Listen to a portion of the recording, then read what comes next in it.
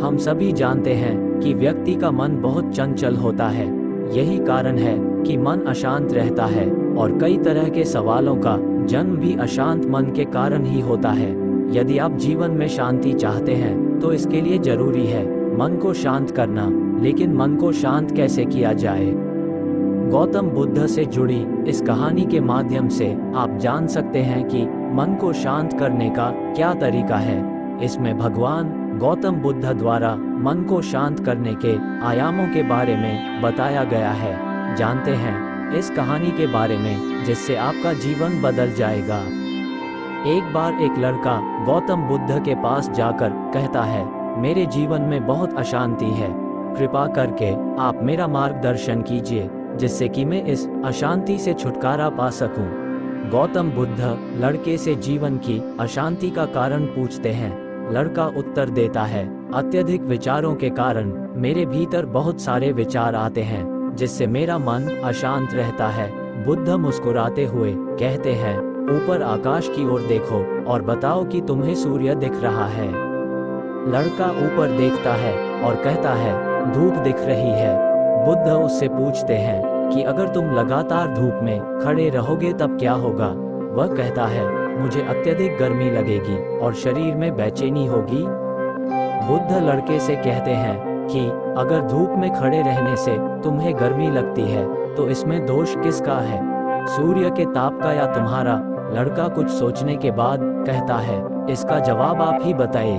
बुद्ध कहते हैं, सूर्य का काम है ताप देना और ताप का काम है गर्मी लगना।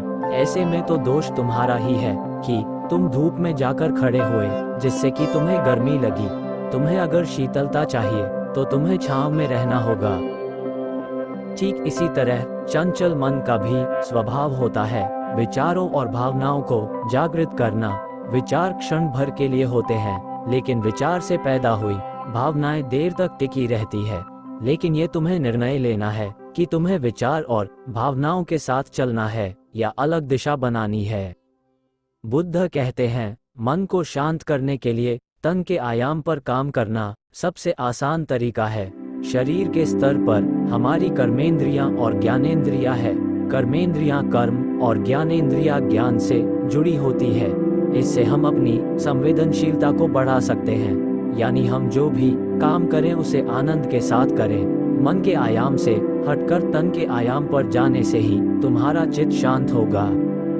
ऐसा करने से तुम मन के आयाम से हटकर शरीर के आयाम पर आ जाओगे, ठीक उसी तरह जैसे तुम धूप से हटकर छांव में आ सकते थे। मन के आयाम से हटने पर तुम्हारी जागरूकता तन पर आ जाएगी। जब तुम तन के आयाम पर काम करोगे तब तुम्हारा चित्त शांत होगा। इसलिए हर काम को तन के आयाम पर करने से मन स्वतः शांत हो जाता है। लड़का बुद्ध से कहता है, अपने भीतर के सुर को कैसे सुने?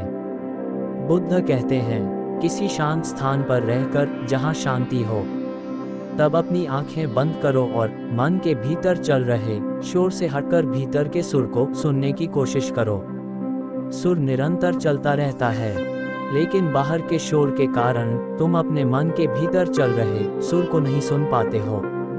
जब तुम अपने दोनों कानों को अपने हाथों से बंद कर दोगे तभी मन के सुर को सुन पाओगे। इस तरह तुम मन की अशांति से दूर हो जाओगे और तुम्हारा मन शांत हो जाएगा।